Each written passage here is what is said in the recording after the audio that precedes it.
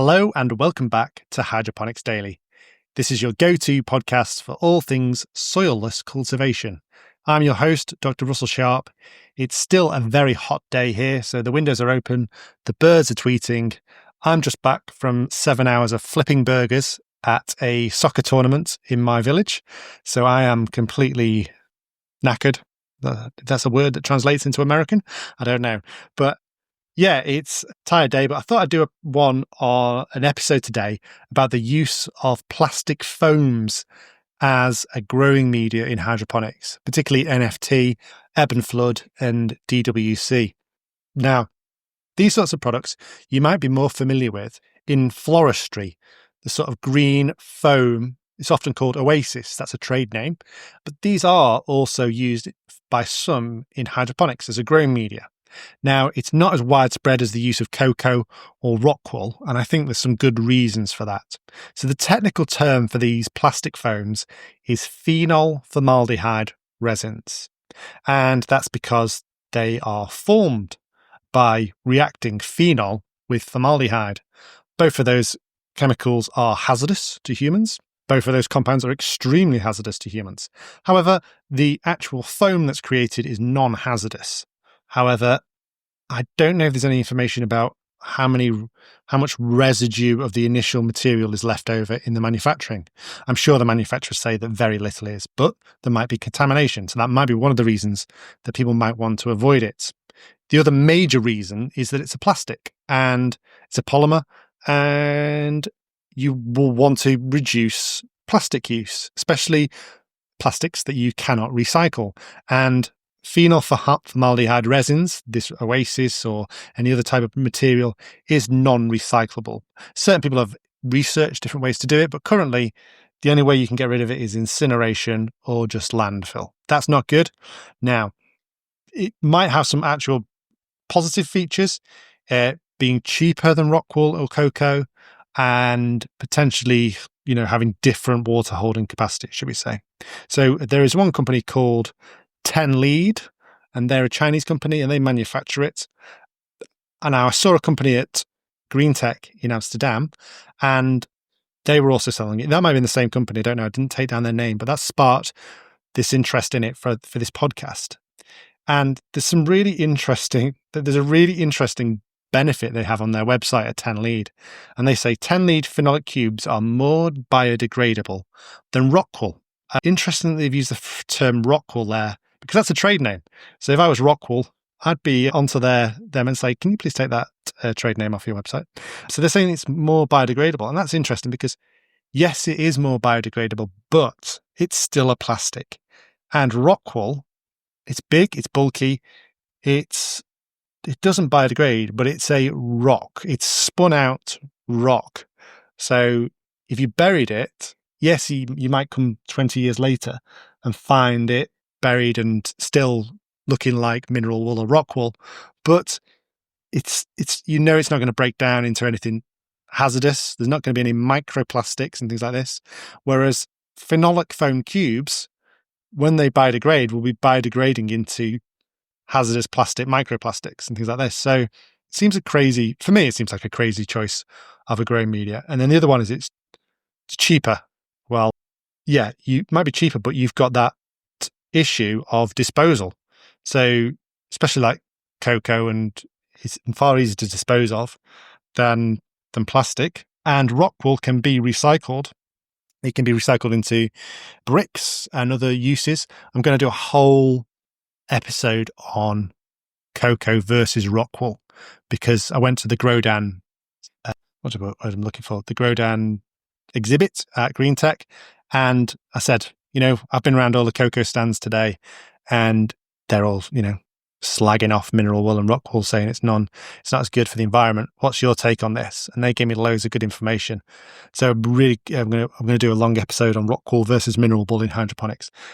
And so there are recycling options if you're a large grower with mineral wool, certainly. For medium and small growers, not so much.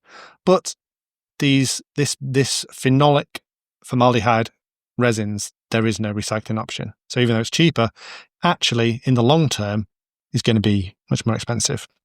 I think, because you're not going to be able to recycle it. Other advantages they claim: breathable, moisture retaining. How that compares to rockwool, mineral wool, I'm not so sure. Non-combustible. Well, mineral wool is non-combustible. It's insulation, fire insulation as well. Cocoa potentially is combustible. Non-pollution, non-toxic. Non-pollution is a hard one when it's a plastic. Non-toxic certainly won't break down, release anything. Shouldn't release it. If it is what it says it is, then it shouldn't release anything. Even if you've got strong acids, alkalis, even things like peroxides, it should be fairly stable. It's not going to break down under extremes of heat. Insect-free. That's a big issue with cocoa. You get a lot of fungus gnats coming in the bags of cocoa, especially if they've been stored outside. Now, in the UK, cocoa can come from, there's very few manufacturers of cocoa, but there's a number of distributors.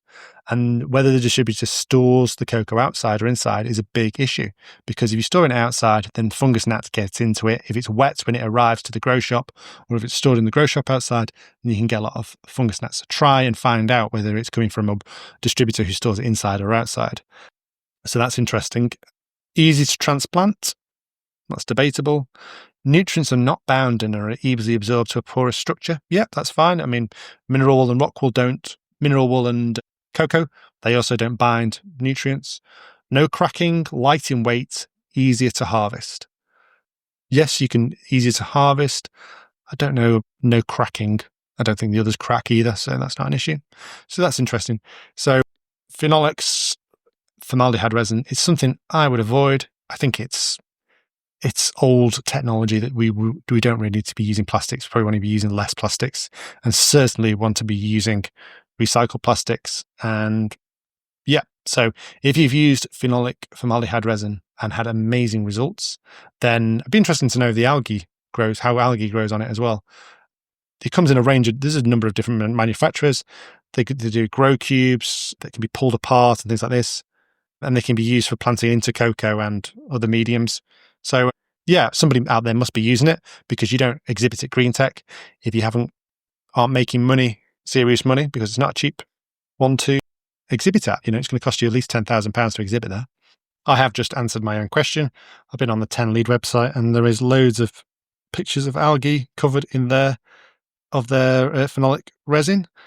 Interestingly, they've got a picture comparing theirs to Oasis, and there's no difference in the growth of the plants, but the Oasis plants are not covered in. So Oasis must be a competitor product on the phenolic resins, and there's no algae on the Oasis products, but there is algae on the 10 Lead products.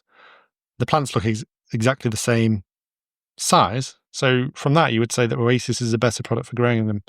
But yeah, interestingly, sometimes there's issues with translations when it comes to Chinese websites. I speak a bit of Chinese, can read a bit of Chinese, but I wouldn't want to do a website in Chinese, so I'll cut them a bit of slack. If anyone who's got products that are phenolic resins, formaldehyde resins, and they think that I've got something wrong, then I'm more than happy, like any of my episodes, to correct in a future episode, make a correction, clarification, add extra information. As I say, follow up. The next episode I'm hoping to do is a comparison of the sustainability of rockwool to cocoa fiber. Might be a couple of days, that one.